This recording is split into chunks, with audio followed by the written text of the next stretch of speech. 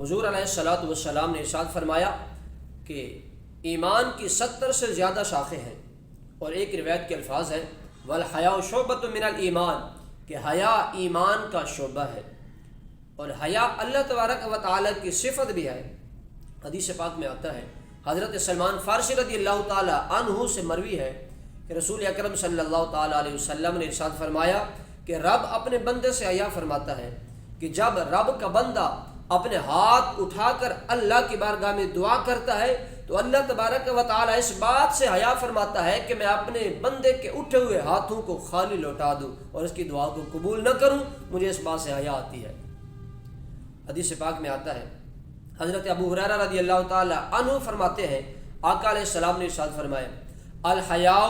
من الایمان والایمان فی الجنہ، حیا ایمان کا حصہ ہے اور ایمان جنت میں لے جاتا ہے۔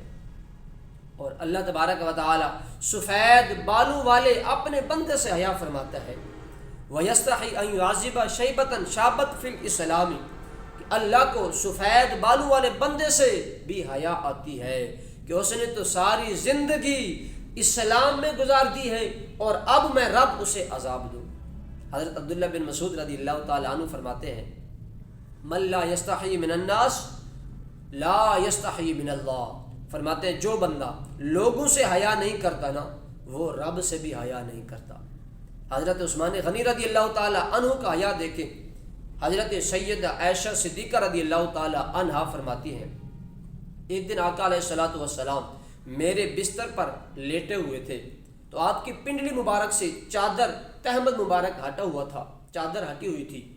اتنے میں حضرت سیدنا صدیق اکبر رضی اللہ تعالی عنہ نے دروازے پہ دستک دی اور اجازت چاہی تو آقا علیہ الصلوۃ والسلام اسی حالت میں لیٹے رہے اور اجازت عطا فرمائی۔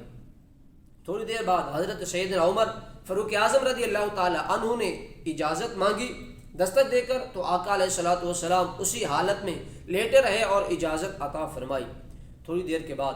پھر دستک ہوئی، حضرت سیدنا عثمان غنی رضی اللہ تعالی عنہ نے دستک دے کر اجازت مانگی تو آقا علیہ الصلوۃ والسلام اٹھ کے بیٹھ گئے اور اپنے کپڑے مبارک درست کر لیے، تہمت جوڑ لیا۔ تو ان کے تشریف لے جانے کے بعد میں نے عرض کی یا رسول اللہ صلی اللہ علیہ وسلم، میرے ابا جان حضرت سیدنا صدیق اکبر آئے، آپ نے اجازت دے دی، اسی حالت میں لیٹے رہے۔ سیدنا فاروق اعظم رضی اللہ تعالی عنہ کو بھی اجازت دے دی، اسی حالت میں تشریف فرما رہے۔ جیسے عثمان غنی اندر انٹر ہوئے، داخل ہوئے تو آپ ان کے آنے سے پہلے اٹھ کے بیٹھ گئے اور آپ نے اپنی تہمت کو بھی درست فرما لیا۔ آپ نے فرمایا عائشہ میں کیوں نہ اس بندے سے حیا کروں جس سے اللہ کے فرشتے بھی حیا کرتے ہیں۔ اور حیا انسان کے اندر پیدا کیسے ہوتی ہے؟ حضرت جنید بغدادی رحمہ فرماتے ہیں